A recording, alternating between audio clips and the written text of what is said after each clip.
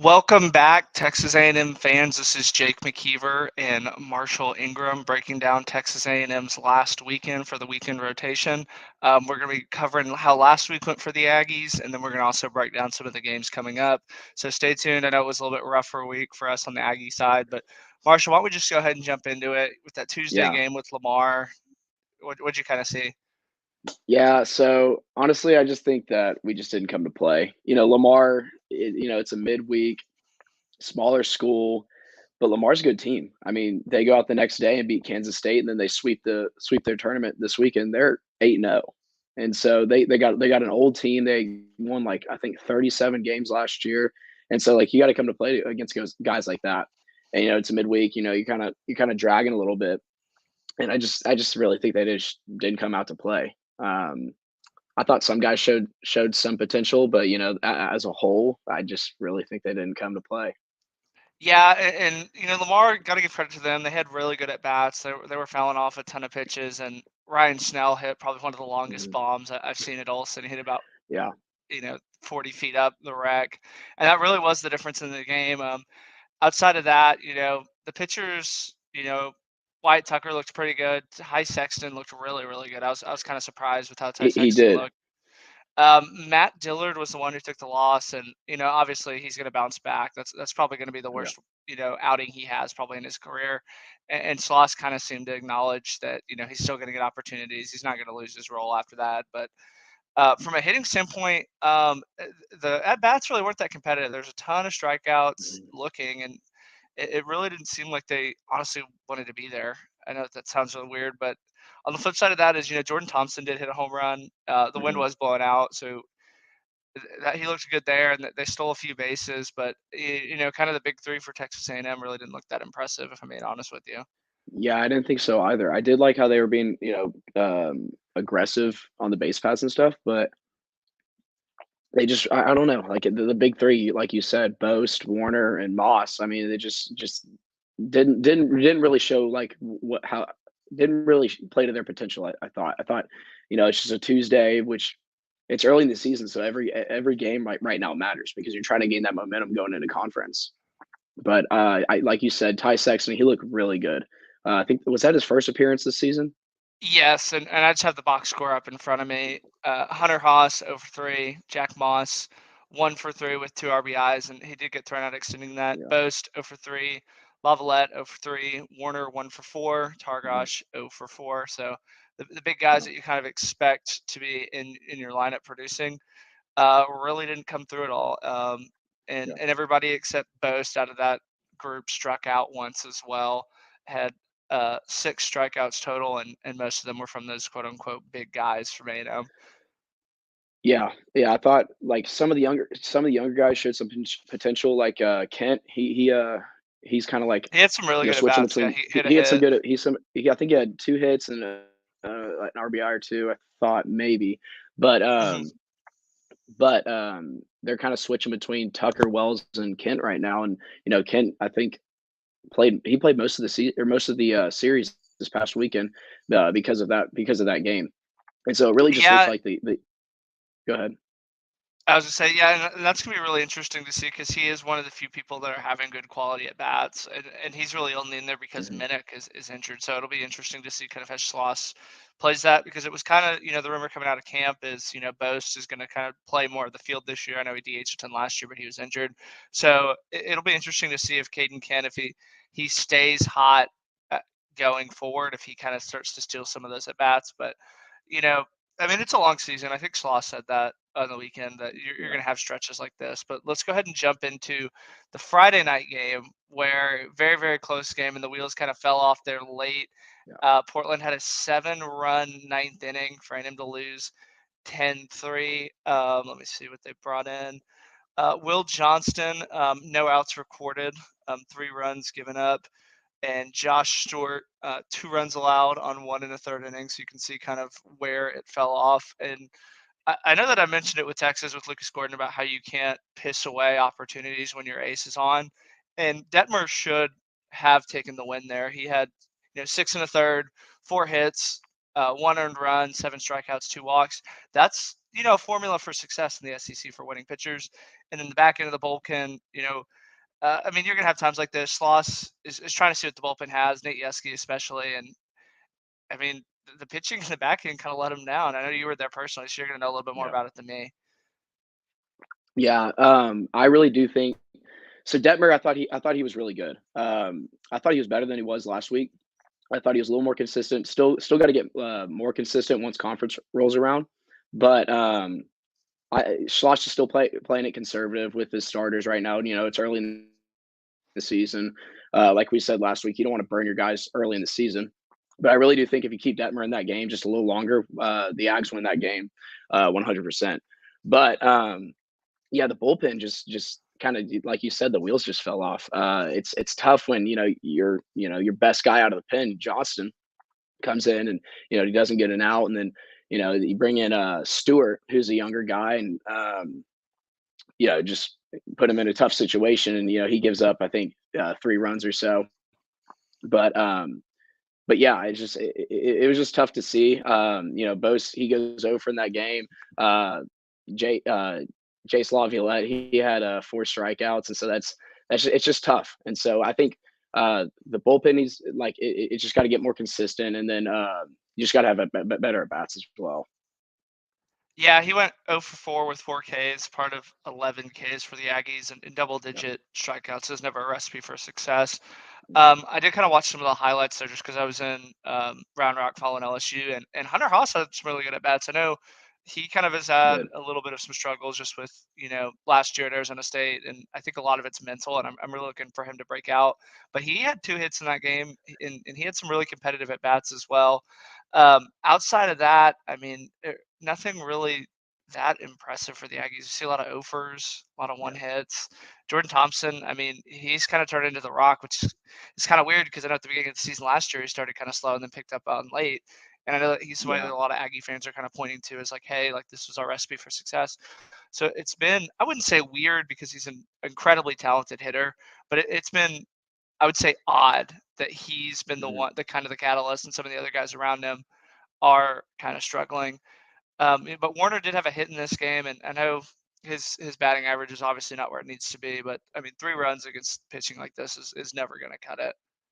Yeah, it's not, and I really do think that those older guys, Warner, Boast, they're gonna figure it out. uh, for a lot of guys, just pitching beats good hitting early in the season. And so, but it is odd, like you said, Boast, he goes over on the weekend, uh, and it's just tough when you got that rock in the middle go just not producing. And so, but Warner, like you said, he had a hit in that game. That was a big 2 RBI um, uh, shot to what it was, right center, I think. Mhm. And then I think Haas, that was one of the few highlights of the weekend. He had a really good weekend, defensively and offensively. He was making plays in the field, and really, I thought was probably the main reason why the Aggies won that game on Sunday. Yeah, and he's kind of one of those guys too that if he starts having quality at bats and hitting the ball, like this is going to be a very, very dangerous lineup. Sloss mentioned it all in the fall that he's one of the more talented shortstops that he's had in the last few years from a hitting standpoint as well as a fielding standpoint. But I mean, the one that I'm kind of curious to see is how long Max behind the plate kind of gets to hit. He's still over on the Mhm, year, and I won't get on him too much just because he's a freshman, and that tends to mhm. happen sometimes when you move up to that next level. Is it kind of takes you a while to get your feet underneath him. But on a plus side, he does play really tremendous defense He behind, does. so maybe his glove will keep him in there. Then Saturday, rolling right along, 4-1, really kind of another uninspired effort from Texas A&M, hitting wise, 7 hits. 6 strikeouts. They did kind of limit the strikeouts there, but they left a ton of guys on base, and didn't really hit the ball very well in those kind of run scoring opportunities. They left 11 on base. Um, Troy Wansing went 5 1/3, 5 hits, 2 runs, both of them earned. Ty Sexton came in, gave up 2 hits, 1 run, didn't record it out. Brad Arudis pitched really good out of the bullpen, but again, 1 run against Portland is never going to Yeah, cut it in any way, it's shape, or not going to form. cut it. Yeah. Yeah, and it's just tough when, I think it was 3 starters, from game 2 that got a hit, and you gotta be better, at the plate. I think we had 4 guys total get a hit, and one of them being, Casey Wells, who pinch hit late in the game, and, but like you said, the big 3 just not producing. I think Haas had 3 hit I think it was 3 for 3 Yep. that game. It Let was me three check. for Yeah, three it's with 3 two for 3 there. walks. Jordan Thompson was Mhm, 2 for 4. Caden Kent was 1 for 4. Everybody else was kind of over. They did have a ton of mhm, walks, and Bo's just getting on base that way. But Jack Moss going 0 for 5, Bo's going 0 for 3, that Lavalette going hurts. 0 for 4. Yeah, and at least he had 2 strikeouts again. Lavalette did, but again, he's a true freshman. Like he's gonna have these struggles, and better to have it now with Portland and kind of get back Mhm, in the film room, seeing what you're doing wrong. But Ty Sexton really, I was kind of surprised because he looked very very effective on Tuesday, spotting his yeah, pitches, and then I know he didn't pitch a ton, so it's a very very small sample size, but it didn't really look that good outside of that. And again, from a pitching standpoint in the SEC, if your guy goes 5 innings, gives up 2 runs, you should be expected to be either winning that game or in mhm, that game. And he had yeah, 88 pitches, so we kind of talked last week about his efficiency, and again that was kind of another thing. But again, it's very very early. Only walked one, 9 strikeouts, so they were mhm, striking him out there. And we'll yeah, kind of move quickly into the Sunday game because it was kind of the savior game. A&M won 5-4 on a walk off by Lavalette. And honestly, probably should have been out at the plate, but we'll never know. They only had 1 out, so even if he was thrown out, they had run on second with 2 outs. yeah, But um, Jack Moss had 2 hits. Hunter Haas again had a hit. Trevor Warner went 1 for 5. Strikeouts, just strike out 10, left 9 guys on base. Again, if you're pointing at things that are a recipe for success, leaving basically double digit on base and having double digit yeah, strikeouts is never a recipe for success. Chris yeah, Cortez, it's 5 innings, 4 runs. That's gonna be good enough to win you a lot of SEC games. And then Evan Aschenbach out of the bullpen, shoved big 4 time. innings, 3 hits, 0 runs, only threw 40 pitches. So very, very efficient there. Mhm, And honestly, that's probably how the pitching staff should have looked for Portland all weekend. When your last guy Sunday is who comes in and shoves, that's kind of an interesting thing because I know I saw it with Sam and LSU that when they got into that back end of the bullpen, there really just wasn't anybody left. So it's kind of mhm, weird. And I don't ever doubt Nate Yeskie on anything from a yeah, pitching staff standpoint. If he took that pitching staff that A&M had last year and took him to Omaha and were very effective, mhm, he's honestly he could probably coach for the rest of his life off of just yeah, that. And well, I'll always and remember that. yeah, and like with the bullpen, they're filling a lot of roles with guys that left from Mhm. last year. So you got a lot, Yeah, a lot of guys, like young dudes coming out of the pen, and like nerves, like Lansing. He even admitted it in an interview over the weekend. He said last week got to him, the nerves. He said he at Purdue he never played in front of crowds like this, and so he said once he settled in this week, he was fine. And so he like Lansing looked great in game 2, I thought. yeah. And then game 3, Cortez really, just keeping the Aggies in the game, and then Aschenbach coming in and just dealing. He just really, really kept the Aggies in that game and just gave them a chance to walk it off in the ninth. Yeah, and again, Hunter Haas is I think he's the highest on the team in batting average right Mhm, now, and he had a tremendous weekend, and it's really refreshing to see from somebody like that he trusted the process. I know he hit under 200 last year, probably didn't hit his weight if I'm being honest with you, but it's really kind of good to see him have success, and he is kind of one of the few bright spots for him from a hitting standpoint, and just wanted to confirm that yeah he is leading the team in batting average at this time, hitting 391, and he had another mhm. hit, so he's on a little bit of a streak there. But Lavalette, tremendous credit to him having Friday, Saturday with a ton of strikeouts, bouncing back on Sunday, having 3 hits, Bouncing back on including the game Sunday, winner. yeah, Yep, that's what you want to see from your freshmen is they don't kind of go into a shell, yeah. and credit to Lavalette for that. And really, the biggest thing, like he even said it post game, game 3. All he needed was that little blooper to fall for his Yeah, first hit on Sunday, and then he just kind of broke out of that. He was on a tear with strikeouts and just not putting up good at bats. And then after that blooper fell, just started putting up competitive bats, and sure enough, in the ninth inning, gets in there in the most clutch spot, and he comes through. Yeah, and they did worth noting that they moved Bose out of the 3 hole and moved him back to 5, so maybe that'll kind of Hmm. help, and Trevor Warner kind of slotted into the 3 hole there on Sunday. But, again, they looked really they didn't play very inspired baseball until kind of that last inning, but, I mean, when you have a weekend like that, if you can even salvage 1, I think that's a win. Yeah, 100%. I think that win, we dropped 2 against Penn last year, and Mhm. the same exact time as now, and this walk off on Sunday maybe provides some momentum into the midweek on Tuesday and into the tournament this coming weekend. Yep, they're gonna be at home, and we'll kinda segue right into that against Houston. Is it Houston Christian, formerly Yeah, Houston Houston Christian. Baptist? Mhm. Um, it's gonna be at home. I think the Aggies have never lost to Houston Baptist or Houston Christian. They did lose 4-3 to Lamar on Sunday. Kind of just looking ahead, have you scouted them at all, Marshall? Yeah, I know it's Berkman's squad. He's got some JUCO guys. I know that there's 2 brothers playing against each other this week, Jarek Wells and Kason Wells. Jarek, he's out of Midland, uh, junior, and he's a kind of like that back end of the innings bullpen guy. He's going to close a lot of games for them, and then so maybe Kason, maybe we'll see a brother on brother matchup.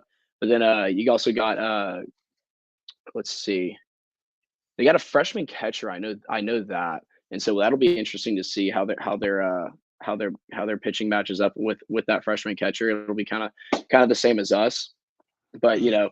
Houston Christian. I think they don't have any wins on the season yet, and so I think that'll Yep. be a Uh, big game for the Ags to gain some momentum going into this weekend. Yeah, 0-7 on the season, and the opponents are Rio Grande Valley, Baylor, who Hmm. is absolutely terrible this year, SFA, who they allowed 21 runs to, Lamar, obviously, they only allowed 4, and Seton Hall. 5 of their first 7 games, they allowed double-digit runs. So I Yeah, really would be surprised if A&M drops a game like this, especially how they played last week. And this can kind of be yeah, a get right quick series. I say series hmm, game for them, and then they're gonna be hitting at Minute Maid on Thursday, so kind of a quick turnaround for them. yeah, So it's almost like a baby road trip, which I think is a hmm, really good idea for Sloss because they can go in and kind of control everything yeah, and get on the road. And I think it'll be kind of nice to go on a half road trip. Obviously, A&M has a big presence hmm, in Houston, so they should kind of take over the tournament. But jumping right into it, kind of the big one of the weekend, the Friday one, Louisville, top 10 team. A lot of people have them picked to win the ACC. Obviously, a rematch of last year's Super Regional. Louisville's a team that I follow very, very closely. Napchik is one of their best players, as well as they have a really good catcher. Their middle hmm, infielder really bangs the ball around, but from an error standpoint, they are prone to make errors. I know they haven't made a ton this year, and this is kind of going to be Louisville's first test as well as A&M's first test. So it'll be interesting to see how both the Friday guys for Louisville and Texas A&M fare. yeah. This weekend's big. You got Louisville, Rice, and Texas Tech, and you're starting off with Louisville. That's gonna be their first real test of the season. I think they were ranked 13th this past week. They're moving up this week, and then going into Rice. Rice isn't very good this year, so that'll be kind of another HCU kind of game. Hopefully they can gain some momentum from that rolling into Texas Tech. And Texas Tech, they haven't played a whole lot of guys this like quality competition this year, but they got some dudes. They might not be as good as last year, but they definitely got an older squad and they're going to be good. Yeah, and we'll kind of jump into them further down the road. Looking ahead at who you're probably going to see for Louisville, Ryan Hawks. I think they saw him last year with the Super Regional, but I could be wrong there. And again, this will be the very first real test for a Louisville standpoint. Jack Payton, Christian Knapczyk, these are definitely going to be the 2 best players that A&M sees Mhm. probably until SEC play. So it'll be really interesting to see how Yeski and Sauce kind of approach those 2 guys because, I mean, they kind of gave A&M fits last year in that Super Regional. Yeah. Hmm. Yeah, And yeah, and they then, like will. you said, Rice is absolutely terrible. Yeah, yeah, there's no way around it. Yeah, I mean that's just, I mean, but you can't overlook them. Like we saw it this whole past week. Just can't play down to competition. You just got to go in there and know who you are, know who you're playing, and just your big guys just got to show. And so I really hope rolling into Minute Maid, the Warner, Boast, Moss, they start becoming a little more consistent, and then hopefully Haas keeps it up. And I just really think that all it takes is just one game, and then everyone syncs up. Yeah, and I will see. I would be kind of interested to see how Rice would play in a series against Portland. So, Mm-hmm. you know, Yeah. definitely not overlooking them. Just kind of having their batting up. Pierce Gallo is leading the team with a 409 average. From a pitching standpoint, they really don't look that impressive. They're averaging about 6 runs a game. I'll pull up Mm-hmm. their schedule here and see if there's any notable names. I mean, they beat Sam Houston on Tuesday, who or Wednesday, and I was pleasantly surprised at how Sam Houston kind of came out Yeah. with the College Classic last weekend, and then they Mm-hmm. got swept by Stanford at Stanford. But it's going to be weird because Rice is a team that they have a lot of Houston kids, very local team, so it's going to have a very local feel. So it'll be interesting to see how Yeah. the top end talent that attends Texas A&M, if they kind of beat up on the lower end Rice South talent, or if we saw with last week with Portland where they kind of play around, don't have very competitive at bats, and lose a game like that. But that Yeah. I wouldn't say must win because it's so early, but that's a game that you should win. You should win, and just gaining confidence especially for those young guys. But I mean, right now, obviously for the older guys too. It's Mm, every game right now is just because conference after this weekend, you got 2 weeks till conference, and you're rolling into LSU and or I guess LSU at home, but yeah, like this Rice game and Louisville, Texas Tech, it's huge. yeah, and we'll definitely try and save some of the LSU stuff there at the end. But Yeah. I mean, and then lastly, Texas Tech. You harped on it. They're an older Mhm. team. Their Tadlock always gets the most out of them. This will be their first. I say real test, but it feels weird saying because A&M really hasn't been tested and they've lost. But Yeah. that Louisville and Texas Tech, those are going to be the two ones. If we can take one of those two, I'll feel very, very happy about being 2-1 this weekend. Yeah. Louisville has A&M, Texas, Christian, and Michigan. A little bit disappointed from a scheduling standpoint that we're not playing Michigan, that we're in fact playing Rice. Um, Yeah. I guess Michigan was really excited to go back and play Oakland University in their home opener, who has not won a game, and they'd rather play them instead of Texas A&M. So shout Mhm. out to I guess Michigan there, but just kind of talking about that College Classic as well. Is some history with Michigan and Louisville as Michigan they Yeah. played a regional and it quickly turned into a Louisville Michigan series where honestly Michigan kind of got robbed, and I felt like we probably should have been playing Michigan in that super regional. So it'll be Yeah. interesting to see how those two teams do it. Yeah, definitely will. Yeah, and then also just going off like, you know, going back to last week, Aggies dropped 3 games that they really shouldn't have. But you saw it all over the country this past week. Hmm. Arkansas, they get crushed by Eastern Illinois. Oklahoma State, they go down against who they lose to. They I didn't lost see who to they lost in the midweek, but they they threw lost to two. Loyola Marymount. Did you see they threw Yeah, two no hitters, like back to they back? did back That to was back no probably one of the hitters. Yeah, crazier thing. Yeah. yeah, they did. And then, but then they lose in Virginia extra innings Tech to lost Loyola. to Bryant too. Uh huh. Just another one. Uh, LSU lost to Iowa. Oklahoma loses to ACU. You saw it all over the country. So the Aggies aren't the only one that's dropping games right Mhm. now. You know. Yeah, and honestly, it's weird because I guess it's a Sloss thing with how he did last year. These first couple games really only almost feel like spring Mhm. training, that they don't Yeah. really matter until we get into SEC play. But just to kind of jump into that, I mean LSU, I got to see them this weekend for the first time. They are every bit as good as advertised. They Yeah. they hit mistakes. Their really Hmm. only Achilles heel is that lefty pitcher, which I mean we don't have Jacob Palish this year, so I wouldn't say that that's something that we match up really good with them. But Dylan Cruz is every bit as advertised. They have about Hmm. 7 or 8 pitchers that they can run out there. So I'm a little bit nervous about that series, but just with Yeah. how A&M is and how LSU is. But we'll have to see this weekend. Hmm. Yeah. I think this weekend will tell a lot. All right. So what's your before we jump out? What's your prediction for the week? You're gonna go 4-0 again and look stupid. No, I think I'm gonna go. I'm gonna stay optimistic. We're gonna go 3-1. I was going to say I three think and we one beat. as well. Yeah, I think we beat. We're gonna beat HCU, Rice, and I think that Louisville game will be tough. I say we drop that one, and I think we beat Texas Tech. See, I was going to go the opposite. I think we beat Yeah. Louisville with Okay. Detmer, and then on Sunday, I think Texas Tech bullpen is a little bit more experienced than ours right now, Hmm. and that's kind of playing into their hand with the bullpen game there. Yeah. So I say we go 3-1 and then drop that Texas Tech series, but Hmm. uh, I would be really surprised. Houston Christian is definitely the worst team A&M has played this Yeah. year, and I think Hmm. Rice is right there with them. Yeah. Yeah. I agree. Any closing notes on anything? Big week for the Ags. If Always they yeah, is. always is, man. But I think they just need to go gain some momentum. Slosh isn't worried. I mean, he said he believes in these guys. I think everyone believes in these guys. They're obviously not playing to their full potential right now. I think if Bose gets going, Warner gets going, Jack Moss, he's going to be Jack Moss throughout the season. We're not worried about him. And then I just think if Laviolette, if he can, stay consistent, and then I think a huge factor in this Aggie success is Coffer. If Yeah. that freshman behind the plate, if he gets it going at the plate, he's been good defensively. But if he gets it going at the plate, then I think the Aggies will really fly. Well, I think that's all we have time for here. This has been Jake McKeever from the Weekend Rotation, as well as Marshall from the Weekend Rotation. Be sure to follow us on Twitter. We'll be live tweeting most of these games out this week, seeing how the Aggies do. Want to thank our sponsors, Home Field. Use code CBC15 for 15% off.